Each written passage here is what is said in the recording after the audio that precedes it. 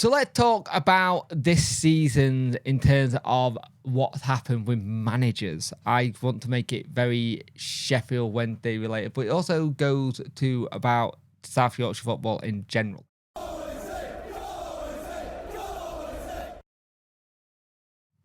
I say South Yorkshire football, but I mean football in general terms as well, because there's been a lot in terms of Yorkshire football. So this season, there was a lot of sackings in the Championship. You look at what happened up in the Prem. United managed to get Wilder back. We had Sicko and Danny. Bradford changed their manager twice. I think they've now got Great Alexander. Rotherham changed their manager twice with Len Richards and Matt Taylor. Barnsley changed their manager right at the end with Collins. Huddersfield did it 3 times in theory, and now they've got Duff. And I want to go over the Championship ones though, because out of all of it, Wednesday were the ones that kind of bucked the trend as such, because we managed to change our manager and it turned out okay. But before we go into that, like, share, and subscribe to the channel. I much appreciate it. Liking helps the algorithm, sharing gets in front of people's faces, and subscribing let me know your channel. You like the channel, hit that notification bell to let you know when videos go live. So let's have a look at this then. So you've got Rotherham here. Rotherham had Matt Taylor, Len Richards, and then in the end they got Steve Evans. Now when Steve Evans came in, they were all but down anyway. You thought there was something getting built with Len Richards, and it just didn't seem to happen. Now, when Matt Taylor went, they weren't doing great, but it was what it was. Huddersfield is the weird one here. So Huddersfield had Neil Warnock, and then they sacked him on the or he left by mutual consent on the 20th of September. They brought in our old boss, Darren Moore, who went on the 29th, literally just like the end day of the January transfer window. They had Warrington in, who was the caretaker, and then they brought Andre Buriton in, the German, who's now left, and they've now got Michael Duff in charge, which will probably do really well for Huddersfield in League One. Birmingham were a joke. Birmingham was a joke out of all the teams who had a manager change. They had so many. So John Eustace left on the 9th of October when they were sitting in about 6th or 7th, which is insane. They then went down the route of going, we're going to get Wayne Rooney in. Rooney will come in, he can do the job and do really well. And you're thinking, okay, Wayne Rooney's in. Didn't work out at all. 2nd of Jan, he goes. Steve Spooner comes in until the 8th of Jan. Tony Mowbray gets the job. And you're thinking that, right, there's a manager that knows this league. They started to do really well under Tony. And then Tony had to leave due to medical reasons. They brought in Mark Venus, another caretaker manager, to try and do it, steady the ship. Probably left it a little bit too long with him, and that's why they're in the position they're now in. And Rowett came in right at the end to try and save the season, but it didn't work. So you look at Plymouth.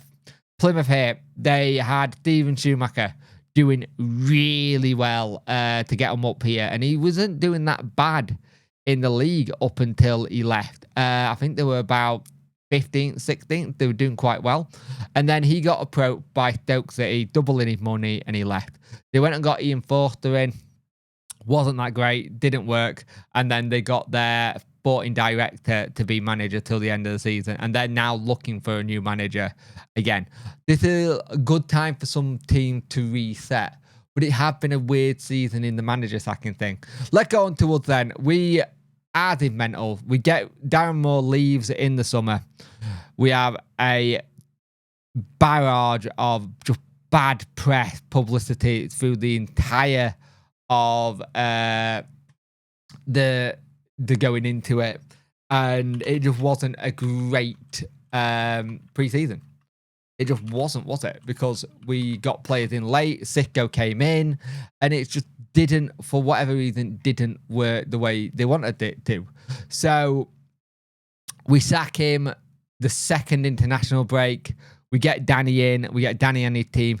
And this is one of the ones where changing manager work to better because it got us out of the hole that we were in. We were in the relegation zone for nearly all of the season.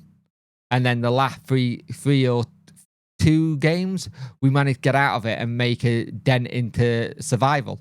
And Danny Roll is the reason for that. You go on to Blackburn Rovers. They had John Dale Tomlinson. Now, he was at loggerheads with his board throughout the whole of this thing. They wanted this player. He would say, if I speak now, I can't. There were times where he wasn't allowed to speak at press conference. He eventually left on the 9th of Feb. They made a very, very smart decision with getting John Eustace in. Now, John Eustace, remember, was at Birmingham, and look where they were. Got him in. He come in, he steadied the ship, managed to make him a little bit hard to beat at times, and made it a little bit easy for him. And you're thinking, okay, that's decent. You go with that. You see what happens with that one. You go on to QPR. Now, they started the season with Ainsworth. Ainsworth has now been out of job for a while now. I think he came in around the same time as Martin Clufus came in at the same time about Danny did.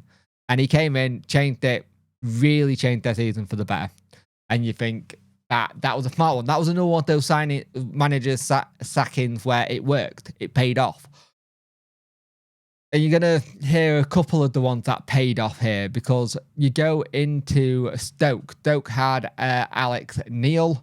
Alex Neil left. They weren't doing great. They went and pro the Schumacher. Got him safe. That's what he wanted. Watford. Islam, get rid of him. At the start of the season, he signed I think it was a 3-year deal. He gets sacked near the end of the season. Tom Cleverley gets the job full time. And you're really looking at how things materialized with everything, because at the end of the day, some of these managers, some of them, it's not their first big job, but it is in one sense. And you look at what happened with Swansea. Swansea went and got Michael Duff, who's now at Huddersfield. We want Michael Duff. We've seen what he's done at Barnsley. They approached him. He was not well liked at Barnsley after that. And then 4th of December, they sack him. 165 days in charge, and then they go get Luke Williams from Notts County, which is a big step up when you think about what they did. But again, they managed to save the season. They managed to get where they were meant to be. And that's the thing that I find interesting. They managed to get the people who were there, they managed to get him out the way, get it sorted, and he was sorted. Now, Millwall was a weird one. I thought Gary Rowett was doing an okay job at Millwall. I thought he really was. I think he was looking quite steady. He hadn't hit the heights of where they were last season, but I thought he was looking quite decent. Now, they sack him. They bring in Joe Edwards. Joe Edwards has got his first big win. New manager bounce against us. It was a 4-0 thrashing. But then it didn't really materialise. They go bring Neil Harris in. Neil Harris is tried, tested. They know what he can do, what he is. He's always said if you need to come and answer the call of being manager, they'll come get him. Right? And that's what they did. They went and got him. And it was really interesting to see with that. And I just realised I have missed Sunderland out. So I will do that in a minute. Because Sunderland's was interesting. But he came in. He kept them up. And another one where the manager sacking actually worked. Now, let's talk about Sunderland a minute. So, they brought in they had Tony Mowbray. 4th of December, they get rid of him because they're just not happy with it. They bring in Mike Beadle, the former Rangers manager. It turns out that he had some sort of fake Twitter or something like that. It was weird. And then Mike Dobbs gets it till the end of the season. And you look where Sunderland were. You look where we were. We're only 3 points off them. And they had a really bad time going backwards. It really wasn't fun to watch. And the only other team that really changed their manager was Bristol City, and they just changed it because I think they had enough of the style of football that was being played by former Wendy lad as well. My brain gone blank, so give me a minute.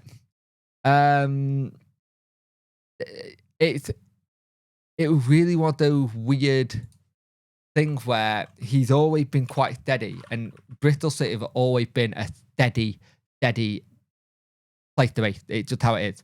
Nigel Pearson. How could I forget Nigel Pearson? They thought Nigel Pearson brought Liam Manning in. And Liam Manning came in from Oxford, did a really good job, and just kept them thereabouts. There were talks in season that Cardiff could have lost their manager. But what I'm trying to get at here is that it's been a season where I don't think I've ever seen so many managers come and go in the Championship as fast as they did. And I think a lot of clubs knew this new TV money was coming in. And a lot of clubs wanted to have this new TV money.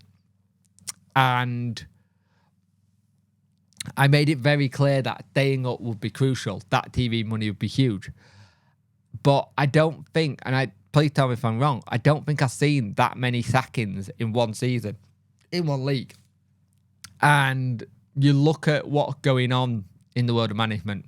You can have the situation like you had at Birmingham, where they were in 6th and 7th place, and you're thinking, what the hell?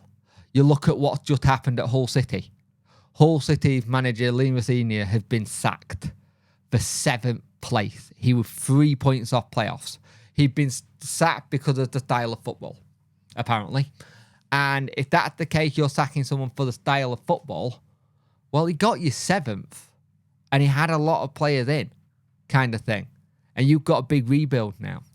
But let me know what you think about this one. I thought there was a lot of sackings this season. Some of them for the better, some of them for the worst. For Wednesday case, it for the better. And where do you think? Do you think it's gonna get worse over time, like it have been? Because I'm a big believer that stability is very crucial in how you run a football club, and having that uncertainty about the manager every year or so can't breed that well in confidence. So let me know in the comment section below.